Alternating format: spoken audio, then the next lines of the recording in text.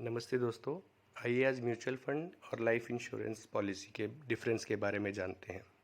दोस्तों, जब भी हम किसी से इंश्योरेंस की बात करते हैं तो यह निकल कर आता है कि हम म्यूचुअल फंड में इन्वेस्टमेंट करेंगे।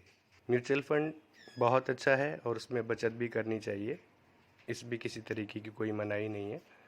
लेकिन लाइफ इंश्योरेंस का अपना महत्व है और म्यूचुअल फंड का अपना महत्व है। यह ठीक उसी तरीके से काम करता है जैसे हम जब रोटी खाते हैं तो हमारे प्लेट पे सलाद भी होता है, दाल भी होती है, रोटी भी होती है और सब्जी भी होती है।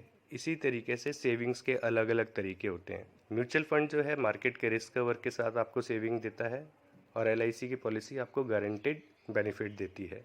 आइए इसे एक उदाहरण से जानते हैं।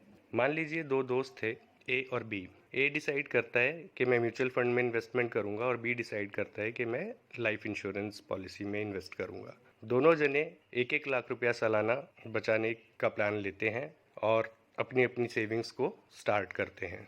5 साल बाद यही दोनों दोस्त एक प्लान करते हैं और किसी हिल स्टेशन पर घूमने चले जाते हैं। वह घूमने तो जाते हैं लेकिन ऊपर वाले की मर्जी नहीं होती, इसलिए वह वापस घर पर नहीं आ पाते। अब इस केस में ए ने म्यूचुअल फंड में इन्वेस्टमेंट किया था तो उसको मार्केट के रेट के हिसाब से अपनी पॉलिसी का, अपने इन्वेस्टमेंट का रिटर्न मिलेगा।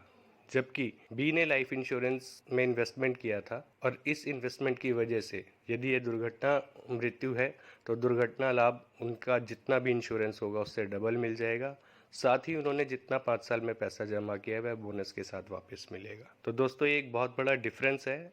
म्यूचुअल फंड भी करना चाहिए, म्यूचुअल फंड भी सही है, लेकिन आपके पास बचत की कैपेसिटी कितनी है उस हिसाब से आपको म्यूचुअल फंड में भी, और रिस्क टेकिंग कैपेसिटी कितनी है उस हिसाब से भी म्यूचुअल फंड में इन्वेस्ट करना चाहिए।